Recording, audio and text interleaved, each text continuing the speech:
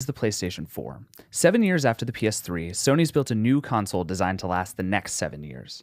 This console represents Sony's best guess about what we're going to do on our TVs in the next decade and how we're going to do it. But more than anything, it's a $399 love letter to gamers everywhere.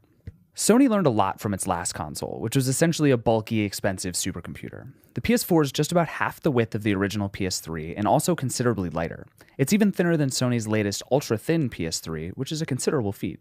The console ditches the iconic curves of its predecessor for a parallelogram design with sharp, sloping edges. It's really nice looking, standing out without being too gaudy. It's certainly prettier than what we've seen of Microsoft's upcoming Xbox One. The front has two USB 3.0 ports next to the slot-loading optical disc drive, and the power and eject buttons slice down the middle of the PS4. On the back of the console is a surprisingly small set of ports. Optical audio out, HDMI, Ethernet, and a proprietary port for the PlayStation camera. There's no power brick, everything is actually inside the console. It just makes everything smaller and simpler. If you have a PS3, you can even use the same cables you already had hooked up and just drop the new box into your existing setup. Inside the PS4 is some seriously powerful silicon. It has a custom processor with 8 AMD Jaguar CPU cores and a next-gen Radeon GPU. It's based on the x86 architecture, which is fairly ubiquitous, but also means the PS4 isn't backwards compatible. That means you won't be able to play any PS3 games on this console. It has 8 gigs of memory, a 500GB hard drive, and a 6-speed Blu-ray drive. For the most part, it's impressively powerful, with plenty of headroom to last the next several years. But there are a couple of odd oversights. The PS4 doesn't support 802.11ac Wi-Fi or 5 GHz Wi-Fi, both of which would have allowed for faster, more reliable internet connections. And they're clearly the future. It's just a weird thing to leave out. Ultimately, the look and feel of the console are nice, but the controller is what you'll end up holding in your hands all day as you play games. It's called the DualShock 4, and it's easily the best controller Sony's ever made. It looks a fair amount like the DualShock 3 from the PlayStation 3, but it has longer, much more comfortable grips with better spaced concave analog sticks, more comfortable triggers on the back, and only a couple of awkward buttons in the middle. The DualShock 4 also has a light bar on the back, which the system can use to identify the controllers, along with a touchpad in the middle that works well for some things but won't exactly replace a mouse. There's even a speaker in the controller itself, plus a headphone jack. That means you can use it for voice chat or even plug in any old pair of headphones and port all the PS4's audio through the controller instead. The first thing you see after a quick, mostly painless setup process is a blue screen with Sony's normal soft music and moving backgrounds, plus a list of everything you've ever done on your console. It shows all the games you've played in reverse chronological order with your library at the very end of the list. At first, it makes getting to the games you want to play really easy, but the long list you can't sort yourself gets cumbersome really fast. Click into any game you've ever installed or played, and you'll see the most recent activity within that game.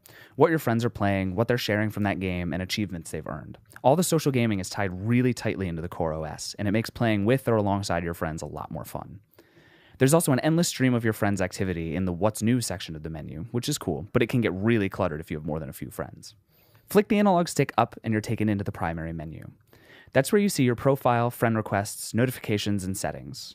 There are still a lot of text menus to go through, a lot of options to check and select, but the interface is really fast and mostly looks really good on the TV. If nothing else, it's the speed that makes it a lot more fun to use. Even switching between users is easier than ever, using your controllers and the light bars to figure out who's trying to do something. You'll need to pay $49.99 a year for a PlayStation Plus subscription in order to join others in online gaming. All the system's social features are still free, so you don't necessarily need to pay just to interact with your friends. But with that subscription, you also get discounts on games, free games, and more. It's really worth the price of admission. There are a few media apps that come with the PS4, from Netflix and Hulu to Crackle and NBA Game Time. They're mostly good apps, and Sony likes to talk about how popular the PS3 was for Netflix, but the apps are clearly not the point of the console. They're all buried in one menu item on the home screen, and the library itself is pretty small. And as if to further drive the point home, Sony's actually removed the ability to play back local content like music, videos, and photos on the console. Every single thing about the PS4 is designed in service of making games great, and nothing else.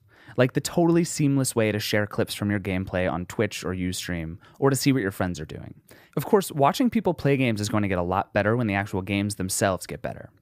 Most of the PS4's launch titles look great, more detailed and impressive than ever, but most of them just look better. There's not really much in the way of meaningful different gameplay here. A few games, like Need for Speed Rivals, even run into occasional frame rate issues. It looks great when it works well, but it doesn't always work well. And that's kind of worrisome, given that this is the console that's supposed to have plenty of power left to spare for the next decade. Knack is one of the big exclusives to the PS4's launch, and the game's a lot of fun. It's not overwhelmingly impressive technically, but it's a fun, relentless game you can play for hours. Games like Battlefield 4 and Call of Duty Ghosts don't feel that different than they did on the old consoles, and while Killzone Shadowfall is beautiful, it's really just a basic shooter. But that's the thing about launch games, they're almost never good, and the PS4 is certain to get good games, even if the most fun game right now is Resogun, an ultra-simple game that feels a bit like Geometry Wars. What's coming next is really what's most interesting about the PS4.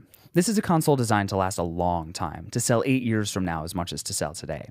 The ability to stream games from your PS4 to your PlayStation Vita is remarkable and works really well, even if it's not always optimized for the small screen you're using.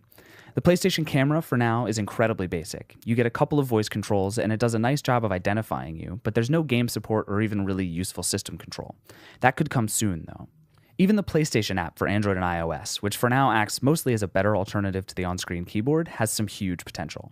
And in general, the PS4 is all about potential. It's a faster, simpler console with a great new design and a great new controller. It has a fun few games, though the lineup's going to get a lot better over time. Sony fixed a lot of what ailed the PS3, but it's clearly only at the beginning of its journey here. If you don't have your heart set on buying a console right now, the best course of action is to wait.